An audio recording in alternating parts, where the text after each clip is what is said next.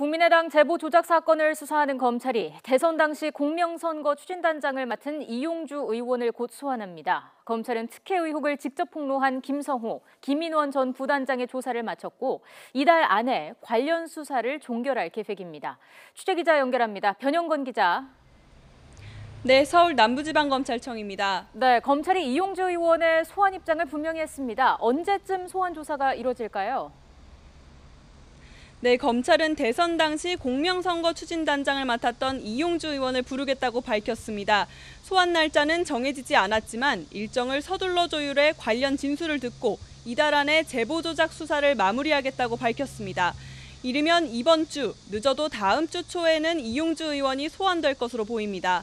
앞서 소환된 김성호, 김인원 공명선거 추진단 전 부단장이 당의 보고 체계에 대해 엇갈린 진술을 한 만큼 이용주 의원의 조사가 필수입니다. 현재 남부지검은 문준영 씨 특혜 채용과 관련해 이유미 씨 제보 조작 사건 등 허위사실 공표 고발 사건 3개를 동시에 수사 중입니다. 이용주 의원은 4월 고용정보원의 특혜 채용을 폭로한 기자회견으로 고발을 당했습니다. 한 사건의 피고인이자 2사건의 참고인으로 검찰 조사가 불가피한 상황입니다.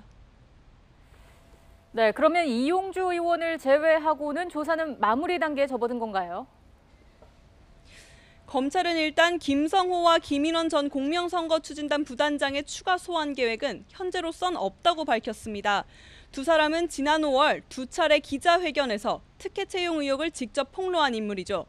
어제 두 번째 소환된 김성호 전 의원은 18시간 넘는 조사를 받고 오늘 새벽 4시쯤 집으로 돌아갔습니다. 다소 피곤한 기색이었지만 비교적 여유 있는 태도로 제보 조작 사실은 전혀 의심해 본 적이 없었다며 혐의를 부인했습니다. 김 전 의원의 말 들어보겠습니다. 제보 내용 자체, 카카오톡이나 녹음 자체에서 우리 나름대로 철저하게 했고 그 과정에서 그동안 문제 제기됐던 부분하고 상당히 부합이 됐다고 느꼈고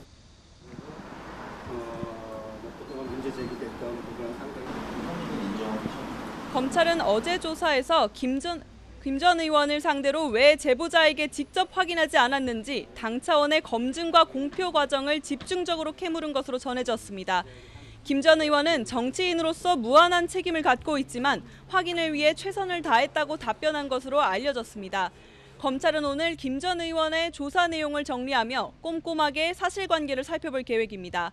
오늘은 이준서 전 최고위원 조사가 없었습니다. 검찰은 이 전 최고위원에 대한 구속 시한을 연장하고 만료 시점인 28일 전에 관련 사안을 모두 정리하겠다는 입장입니다.